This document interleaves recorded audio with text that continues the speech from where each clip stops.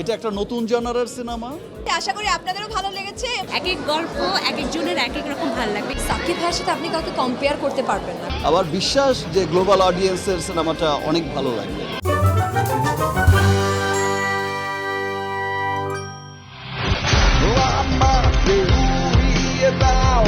দেশের ১০৩টি প্রেক্ষাগৃহে চলছে শাকিব খান অভিনীত সিনেমা রকস্টার। মাল্টিপ্লেক্সও মিলছে দারুণ সাড়া। ঈদের দিন স্টার সিনেপ্লেক্সের ছবিটির শো ছিল 18টি। দর্শক চাহিদার পরপরই তা বেড়ে দাঁড়ায় 36টিতে। মাই ক্রাশ, অনেক জোশ লেগেছে। আমাকে উড়িয়ে দাও, আমাকে বাসিয়ে দাও। সাকিব খানের পুরো ক্যারিয়ার মধ্যে রকস্টার একটি মানে ফিলিংটা গ্যাপ ছিল, সেটা ফিল আপ হয়ে গিয়েছে।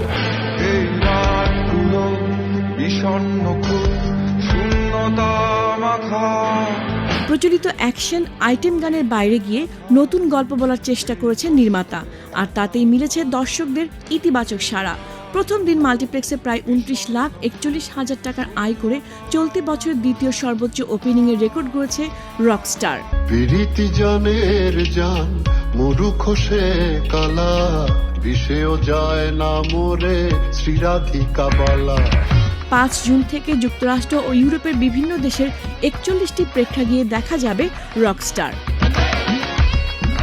সাকিব ভাইয়ের সাথে আপনি কাউকে কম্পেয়ার করতে পারবেন না, কারণ এটা কম্প্যারিজন করলেও জিনিসটা ভালো দেখায় না, because he is something else. সবাই ওনাকে মেগা স্টার বলে। আপনারা শুরু থেকে যেভাবে আমাদেরকে সহযোগিতা করেছেন, আমরা সেই সহযোগিতার জন্য আমরা কৃতজ্ঞ এবং আমরা আশা করি বাংলাদেশের চলচ্চিত্রকে আরও সামনের দিকে এগিয়ে নেওয়ার জন্য আপনাদের এই সহযোগিতা অব্যাহত থাকবে। এক এক গল্প এক একজনের এক এক রকম ভালো লাগবে। এরকম যখন মানে ভিন্ন ভিন্ন গল্প নিয়ে যখন দর্শকের সামনে আমাদের যারা চলচ্চিত্র সংশ্লিষ্ট যারা সামনে আসবেন এবং কোনো না কোনো দর্শকের তো সেটা ভালো লাগবে, এটাই সব থেকে আশার কথা। আজকে সাকিব ভাইয়া প্রথমবারের মতো সিনেমাটা দেখেছে, সো ভাইয়ার কেমন লেগেছে এটা শোনার জন্য আপনাদের মতো আমিও অপেক্ষা করছি। আশা করি আপনাদেরও ভালো লেগেছে এবং কেমন লেগেছে সেটা অবভিয়াসলি আমাদেরকে জানাবেন।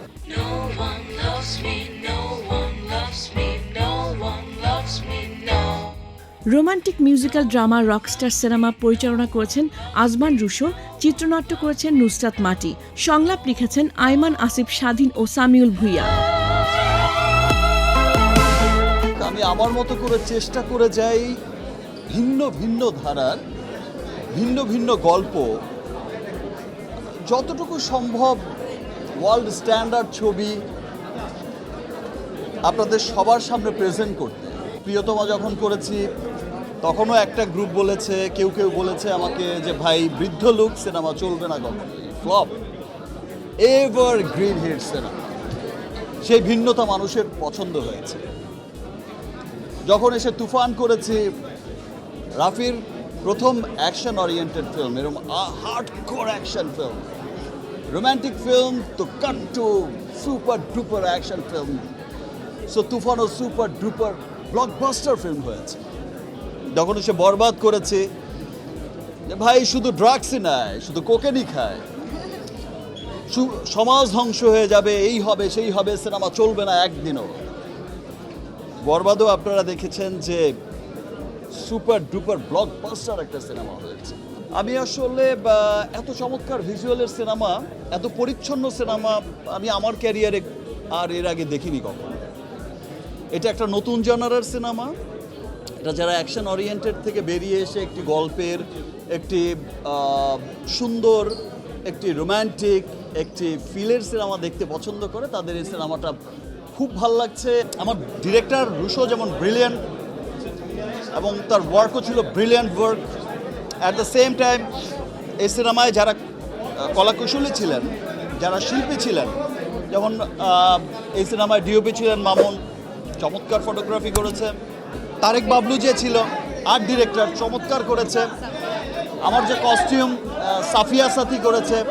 তো যারাই ছিল প্রত্যেকটা সেকশন, ইনফ্যাক্ট মিউজিক, সানি চমৎকার মিউজিক করেছে, নীরব, সবাই ভালো করেছে বিধায় কিন্তু সিনেমা ভালো হয়েছে। ইনশাল্লাহ আবার দেখা হবে, আবার একটা চমৎকার সিনেমা নিয়ে দেখা হবে। আবার এবছরই দেখা হচ্ছে ফেস্টিভ ছাড়া সোলজারের সাথে। Thank you. Where is the goon?